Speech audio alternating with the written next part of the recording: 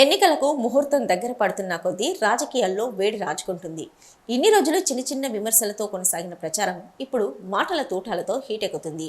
కాంగ్రెస్ అభ్యర్థి వెలిచాలపై BRS working president KTR చేసిన వ్యాఖ్యలకు కౌంటర్గా వెలిచాల ఫైర్ అయ్యారు. మాటల తూటాలతో జవాబిచ్చారు. నన్ను ఎవరని అడుగుతున్న కేటీఆర్, నాతో ఖర్చు పెట్టించి మోసం చేసిన మీ తండ్రి కేసీఆర్ను అడిగితే చెప్తారన్నారు. నేను పుట్టింది కరీంనగర్ గడ్డ మీదేనని, ఇక్కడే చదివి ఇక్కడే జనాల మధ్య పెరిగానన్నారు. అలాంటి నా గురించి అమెరికాలో ఉండి వచ్చిన నీకు ఎలా తెలుస్తుందని దుయ్యబట్టారు.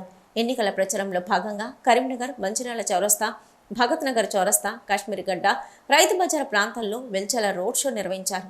ఆయా ప్రాంతాల్లో ప్రధానంగా కేసీఆర్ను టార్గెట్ చేస్తూ నిప్పులు చెరిగారు. తనను ఆశీర్వదించి గెలిపిస్తే కరీంనగరాన్ని గొప్పగా అభివృద్ధి చేస్తానని హామీ ఇచ్చారు.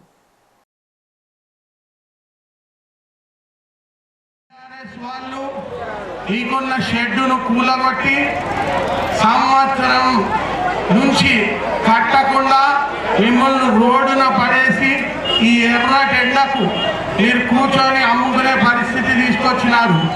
ఇది ఒక పెద్ద సమస్య కాదు. ఈ బిల్డింగ్ మీకు ఈ ఎలక్షన్ అయిపోయిన తర్వాత నెల రోజులలోనే బిల్డింగ్ స్టార్ట్ చేసి 3 నెలల్లో అది ఆ బిల్డింగ్ ఈరోజు మోడర్న్ టెక్నాలజీ వచ్చింది, సివిల్ కన్స్ట్రక్షన్ది 3 నెలల్లో కంప్లీట్ చేసి ఇచ్చే బాధ్యత నాది అని చెప్తున్నాను.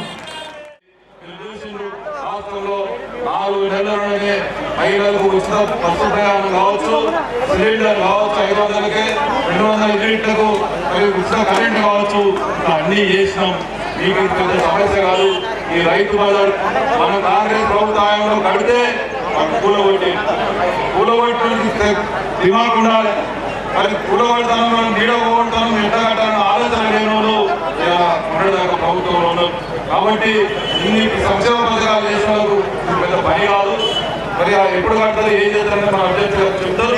కాబట్టి దయచేసి మీరంతా కూడా ఈ దొంగ బండి సంజయ్, సమర్థ బండి సంజయ్ని మీరు పరిస్థితులలో ఓటు ఆడడానికి